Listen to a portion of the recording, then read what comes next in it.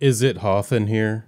Or is it just me? As we continuously break heat records here in Portland, I decided what better time to look at a cold place and think that I'm not here with no air conditioning. So sit down and cool off with a pitch black Darth Dew Slurpee from 7-Eleven in the 2005 Revenge of the Sith promotional campaign, and let's begin.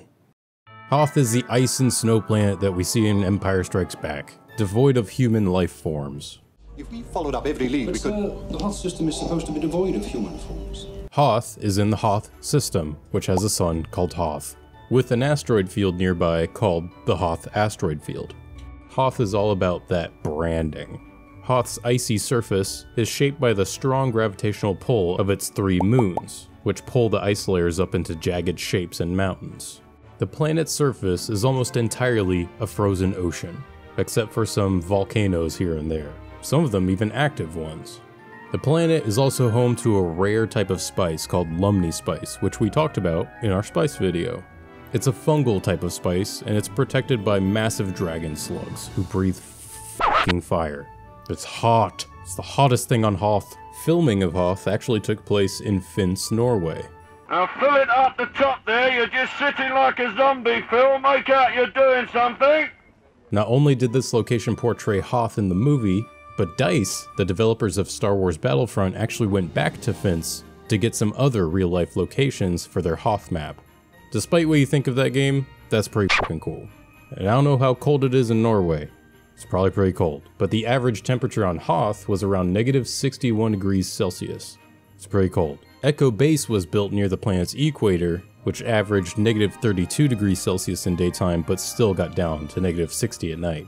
And no, you absolutely cannot survive that unless you're inside of a tauntaun. Did you know that there is controversy as to who discovered Hoth for the Alliance? It's debated within Legends communities, as there are many, whether Luke found Hoth on accident while running away from the Empire, as shown in this comic strip, Ice World from 1982, or did Han find it by just knowing it existed and suggesting it to the Alliance, based off this comic book from 1988. Which side will you choose, Team Han or Team Luke? But wait, shut up, there's a third option. In Star Wars X-Wing, the Habassa aliens told the Rebels about Hoth. As we know, the Rebels built Echo Base on Hoth because it's a desolate hidden planet. But even the old Infinite Empire of the Rakatans used this place as a base. It's widely known, but not widely used. There's really nothing valuable there, but it's still seen its share of starship battles overhead. Debris from battles rained down on the planet over the years. Sometimes pirates would try to salvage the place. It's also a popular place for smugglers to hang out when they owe somebody a fairly large debt. Other civilizations tried to colonize it and build thermal power stations to survive. Even Max Rebo's people tried to do it. Why anyone would want to live here, who knows? It's a cool place that was in Empire Strikes Back. There was a native sentient species though.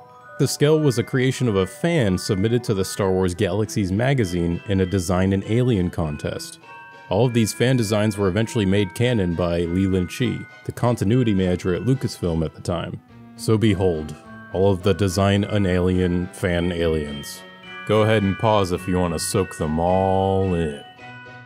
And then when the Old Republic was developed, they actually took inspiration from those fan designs and made a whole new race. Pretty cool. Tauntauns are the most common large life forms that could be found on Hoth. At 1.8 meters tall, these reptilian horned creatures travel in herds. In addition to their thick fur, they secrete oil and excrement through their skin to aid in their insulation against the ice planet's extreme temperatures. Gross, but smart. They're nomadic, hard to catch, but once they are caught, they're easy and friendly to tame. When the Rebels' snow speeders failed on them due to icy conditions, Tauntauns were the next best option. And then there's the infamous Wampa, whose main prey are usually Tauntauns. Standing at 3 meters tall, they hunt by day and night. The Wampa likes to catch its prey live. It stuns its target and brings it back to its lair to freeze to feed on live earlier. Kind of like a spider in its web. The Wampa lives and feeds in a cave, which helps ensure that the freezing temperatures outside at night don't immediately kill its trapped prey. That's cold. It's pretty cold. The planet was, apparently, a popular location for iceboarding and hover skiing enthusiasts, according to Star Tours from Disneyland, back before Disney actually owned Star Wars. I don't know if that makes it real Legends canon, but whatever. You choose what you want to believe. Was there rad snowboarding on Hoth? Yes. Shaun White's Hoth snowboarding. And that's the gist of everything related to Hoth. It's been included in so many books, comics, and games that it would be an impossible task to include every iteration of Hoth, but we hit the basic big points.